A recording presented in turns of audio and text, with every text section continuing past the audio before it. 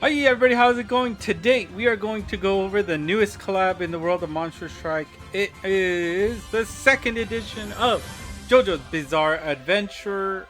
If you are familiar with the anime manga itself, this is part 3 of the series. The first volume that we got in Monster Strike was part 6. But in general, I am going to refer the newest one as volume 2, the older one as volume 1 in the slide deck. So please keep that in mind as I describe what's going on with JoJo here, so you don't get confused, because I still get confused whenever I see people saying part 3. Part 2. Anyways, in Monster Strike, this gacha will be active until November 2nd, 11:59 a.m. Japan time, so you have plenty of time to enjoy this collab. And hopefully you are well aware of the gacha monsters for this collab. We've got Kujo Jotaro, SC, Kakyoin Noriaki, and Jean-Pierre Polnareff as your 6-star monsters for this gacha. And then for the 4 5-star monsters, you have Mohammed Abdul and Yosef Joestar as well. Do note that because I have been lagging a few days, that the individual rate ups are active right now, and you can take advantage of those as they cycle through. Now, of course, we did have Volume 1 available, and they will be back. You've got Kujo Jolene, Kujo Jotaro SO, Stone Ocean, right? And Weather Report as your 6 stars. And you can also get Hermes Costello and FF as your 4 5-star monsters. However, keep in mind that the old Volume 1 gacha will not have any rate up monsters, so you're going to have to play them evenly. And of course, if this is new to you, you can actually get the other volumes in each other gacha, but the monsters have a rate up for their particular gacha. And what that means, if that doesn't make sense, is let's say I was pulling on this gacha, I will have a slightly higher chance to get Kujo Jolene, Kujo Jotaro SO, and Weather Report. I could still get Kuja Jotaro SC, Kakyoin, or Jean-Pierre, but they're at a slightly lower rate. Okay? So keep that in mind.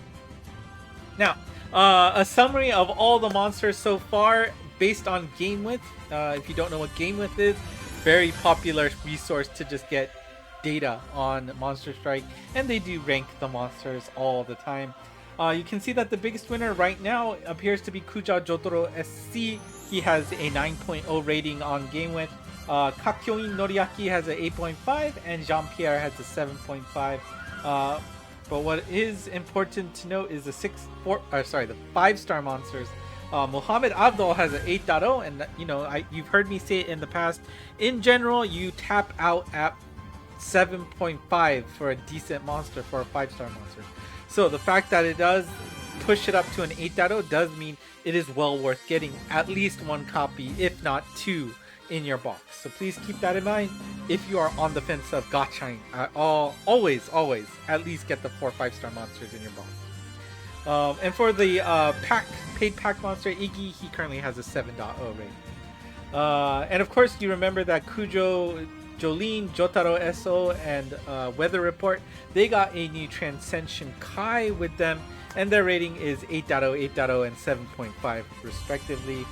And just a reminder from the Volume 1 gacha that FF does have an 8.0 rating, so you may want to have him in your pocket as well. Joestar Family, the old pack that you can repurchase again, has a 7.5. Now, let's take a look at the gacha monsters and get an idea of what their strike shots actually do. As I said, Kujo Jotaro SC has a 9.0 rating, which is pretty darn good, so you may want to look carefully about chasing after Kujo here. Super anti-damage roll, super mind, super M, fire element killer with long speed mode. On top of that, you also get warp and transport wall. So pretty versatile monster that will have a future in this game for sure. So that's probably why he has a high ranking. No, let's admit it. The reason why he has is that Luminous Ray and Reflect Wall Bomb. That bump combo kit is pretty darn insane. If you don't have him yet, use him as a friend and see it in action, because it's fun. It's really fun. Strike shot, it will bash the first monster you hit. So remember, make sure you target properly, because you are just going to stop and unleash all these damage to it. It's in 3 phases. You got the bash part, you got the barrage hit, and then you got the final hit, which is a percentage of its max HP, which is really good too. You can see that the bash attack is just level. His attack stat doesn't change gear 1 or 2. The barrage will do 0.14 times the attack stat 25 times for a total of 3.5 times his attack stat. If you wait until the second gear, that goes up to about 8.75 times his attack stat. And the final hit is a percentage attack, like I said. On the first gear, it's 20%, second gear is 30%, and you have a minimum guarantee damage of 1.5 million and 2 million, respectively. So, pretty good numbers overall, right? That means, you know, you can combine the bash and the barrage. You're going to do about 4.5x the attack stat on gear 1, and almost just under 10 times that attack stat for gear 2, which is nice to see. And of course, the final hit being a percentage, always good to see. And it is based on the max HP, so you could carry over the bar damage if you do it right, which is always important. Next, we got Kakyoin Noriaki here. He has an 8.5 rating on GameWith. His strike shot will target the first hit enemy and will fire a barrage of 40 piercing percentage attacks, and it's in a cone shape from where he is. So that does mean if you're kind of far away at the end, you may miss some of those attacks, right? Because it is a cone. But on the flip side, if you are right up against the boss at the end, or not the boss, the first enemy you hit, the amount of damage you're going to do is almost guaranteed, which is pretty darn awesome. You can see the buff values are really nice too. The first gear, it's a 1.35x, but second gear, that goes all the way up to 2x. You get a 100% boost of your attack stat there, which is cool to see. And then you see the piercing attacks. It is 40 of them, like I said, in a cone shape, and each one will do 0.5% or 1% based on gear 1 or 2, which does mean that if you are successfully positioning yourself in the right location, you can do up to 20% of the monster's HP on gear 1 and 40% on gear 2. So, really nice strike shot for sure for Kakyoin. Last but not least, we have Jean-Pierre Polnareff here. He's a 7.5 rating on GameWith. Strike shot guarantees to hit the boss, and it also has this 3-phase set of attack. And it also differentiates between whether it's a direct attack or an indirect attack. Direct, indirect, why that matters. Some stages will give, you know, preferential attack bonuses to certain types of attack. You'll have to actually hit the monster, or bump combos are okay, and sometimes bump combos are the only way you can do damage. So this direct indirect could make a difference. And of course, direct is elemental as well, so you can take advantage of any bonuses that way. If, for example, in Jean-Pierre's case, your opponent was a dark element monster. So the first hit is direct damage. You'll do 1.5x your attack stat, or 1.8 if you wait until gear 2. And that also includes a buff of that same multiplier. The second set of hits, there's 30 of them in total. You will do about 2.7x your attack stat in gear 1, and gear 2 that goes up to 4.8. And then at the end, you'll do a final hit there, and that final hit is not only considered to be direct damage, but it also guarantees to hit the weak point no matter where you are doing this final attack. That bonus is 4.84x as well as 9x if you wait until second. So that is Jean-Pierre. And of course, that's all of the Volume 2 gacha monsters. Now, like I said, we did have gacha Volume 1 monsters getting their Transcension Kai. So with that, let's take a look at their kits with what they do. And this might be a disappointment for some people, but it does look like that Kujo Jolene has the same exact strike shot and multipliers associated with her. I'm not sure what exactly was changed, probably just the abilities, but I think I was reading everything was the same. But here's the summary again. The buff to Jolene here is 10%.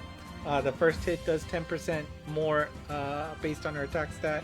And then the final hit, the second set of hits, including the final hit, also has a differentiation between direct hit damage and indirect. She will do both, which is pretty cool. You'll see that you get 5% of your attack stat 44 times direct hits, and then 1% of your attack stat 44 times as indirect hits.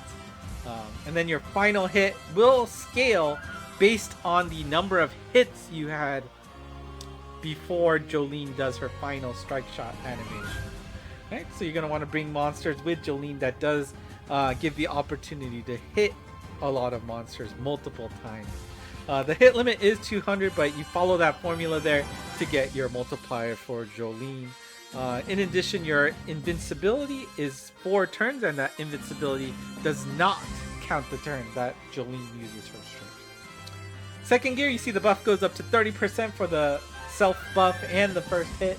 The second set of hits, it is doubled. You'll get 10% bonus versus 5 versus, and then for the indirect, it'll be 2% versus 1.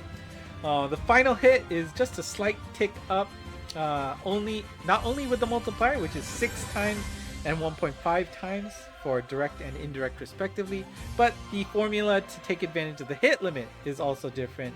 You'll get 0.005 instead of 0.003, and you can get another 100 hits to contribute because the limit for their second gear is 300. Also, the amount of turns that you are invincible for is doubled from 4 to 8 turns, so sounds like a good monster to wait until the second gear to take advantage of all these bonuses. Next we have Kujo Jotaro SO, the Stone Ocean version. The strike shot here is guaranteed to hit the boss and focuses on the center of the boss. If the weak point of the monster is actually in the center, then you will be able to get bonus weak point damage. But if it is not, no guarantee that you are going to get that bonus. The damage for his bomb combo is considered to be direct damage, which means it's going to be light elemental. And the good news is that the delay at the end affects all monsters on screen.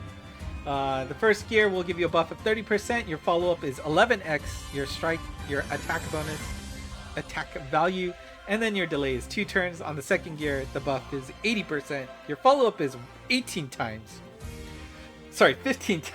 and your delay is 3 turns instead of 2. Last but not least, we have Weather Report, which is the most dramatically changed strike shot. He definitely did not have anything to speak about since he debuted in the game. Not sure if he still has anything because he's still stuck with a 7.5. But you do get to play a little bit of gambling with what kind of status effects that he gives with his strike shot. You are guaranteed to get attack and defense down to all monsters, but you are also going to get a chance to randomly either paralyze, weak point effectiveness up, or reveal all weak points. You can see that anecdotally on GameWith, they're guessing that paralyze happens 1 in 4 times, weak point effectiveness up happens 1 in 3 times, and weak point reveal happens 1 in 2 times. Now these are all just estimations. You can probably play around with it more and more to get a more accurate value, but this is what GameWith is saying. Now it is important to note that multiple are possible. You could get paralyzed, weak point up, and weak point reveal. We saw that on the demo video of his bump strike shot. It is possible, but it is not guaranteed. The only thing guaranteed is, again, defense and attack down. Now let's take a look at the stats of what happens. On the first gear, the buff to Weather Report himself will be 20%. And then the attack down, any enemies affected by that will only do 75% of their attack. This will last for 2 actions. When they make 2 moves, then it will expire. Defense down is a 1.46x, so it'll take 46% more damage than usual, and that will last for 4 turns. If you are lucky to get paralyzed, that will last for 2 turns. Weak point effectiveness up will increase the damage dealt by 50%, and that lasts for 2 turns. And then the weak point reveal will also last for 2 turns. If you wait until the second gear to use that, the self buff to Weather Report here goes up to 50%. The attack down increases to only giving 2/3 of its normal damage. That still lasts for only 2 turns. The defense down effectiveness increases to 65% more damage, which lasts for 6 turns instead of 4. Paralyze is unchanged. Weak point up is only changed because it lasts for 2 more turns for a total of 4. And the weak point reveal goes up to 3 turns rather than too. And of course, if you're doing the gacha, make sure you remember that every 10 pull you'll do in this game, in that gacha, will get you a good job stamp featuring one of these 9 characters from JoJo's Bizarre Adventure. No worry about dupes, they will always be unique. Once you hit the 9, you'll get some in-game items instead. And of course, I think I alluded to it earlier, you can get some paid pack exclusive monsters for 1,000 yen. You can either get the newest version, which features Iggy, or you can get the Joestar family, which was available in Volume 1. Now, if you did purchase that in Volume 1, you can repurchase it one more time if you wish. Up to you to decide what you want to do with it, but you do have that opportunity once again. And then a summary of the event quests that are available. You've got the 24/7 4 5-star quest in the light and dark element. You've got Anubis Kami and Mariah there. For the 5 6-star 24/7 quests, which are direct drops, no max up needed. You've got everything you need because it's direct drop. The only thing to suggest is if you're doing co-op, there's a higher chance that the boss will drop 2 or more than your standard 1 drop. Again, these are the direct drop quests. And then finally you have the scheduled quests, which you'll need to bring max lux for. You've got Pet Shop and Oingo and Boingo there in the water and wood exclusive. And then we also have an Insidious Chokyu Kyoku quest available. This is a farmable type quest, which does mean all monsters get plus 99 lux, so there's no need to bring max lux for this stage. Just bring your strongest monsters to defeat him over and over and over again so that you can make Vanilla Ice max lux. And that's not all. We do have some Collab Guardian Beast monsters available. You can now pick up Star Platinum from the Guardian Beast area for a limited time. The requirement for him is that you need to start a turn with less than 40% of your HP. Once you get into that pinch position, then you will have the opportunity to use Star Platinum here. His ability is just like Puck or Cube, right? Where it does reduce all enemies by X HP, and there's a Y% chance that you delay all monsters by 1 turn. You can see the chart here based on the level. Remember, you can only get 400 by farming his quest. You will need to find 100 another way. But probably, maybe in the second half, next news, we'll get some more details with maybe another quest or something to play around with. That will give you that last 100. Usually they've been doing that. And of course, if you missed out on Volume 1, you can also pick up Stone Free here. From the Guardian Beast. Stone Free's requirement is to pick up 2 items in a single turn, and you need to do that twice before you activate his skill, which is for 2 turns. You will do X% extra damage to the boss with a Y% chance to paralyze, also lasting for those 2 turns. You can see the table chart there as well. However, this is important to keep in mind that if you take on Stone Free, or technically you're fighting Foo Fighters, that it does not take advantage of double drops for shards, nor can you use biscuits, I believe. That is only available for the current event, so be careful about that. It will be a standard slog if you missed out on Stone Free and want to max out his stage, which I still recommend. It's just pain. And then, of course, in-game you saw a special area where you can try to feed Iggy some coffee gum. I'm still not sure if that's a good idea or not, but you'll get some in-game items and a special monster. Through the game, you'll be getting the Jotaro SC and Iggy together, and that you can max luck through these missions. You get a chance to feed Iggy twice a day, once at 4 a.m. And once at 4 p.m. That's when it refreshes, so you have to do it once within that 12-hour span. It doesn't carry over. Be careful about that. But once you get to 10 gums presents to Iggy, you will be able to get a special connect scroll. Highly recommend that you do not miss out on that. It is a very difficult item to get, so get it while you can, because it is not easy to pick up. Last but not least, if you do max out the gauge, which I still believe is 10, you will get this spiffy badge from this area. And of course is the case with all collab quests. The paid pack monsters as well as the mission monster that we talked about earlier will be max luck for the duration of the collab. You do not need to get it to 99 to get the bonus of 2 chest drops. This will be very helpful for new players to the game that may be lacking all max luck monsters. But of course the alternative is to wait until Monster Strike Day, which is right around the corner on the 20th of October. Happens on the 10th, 20th, 30th. And for those of you who missed out on the first volume of the collab, all of the old events are in the library, except for the Chokyukyoku quest. Finish it off there to pick up a few orbs and maybe max out some more monsters that you like. Last but not least, before we go, here's the login bonus rewards. You do get 1 copy of Jotaro and Iggy just by logging in, but you'll also be able to pick up 2 Tokudamas Day 2, Day 6, and actually 1 more on Monster Strike Day on the 20th. So don't miss out on that.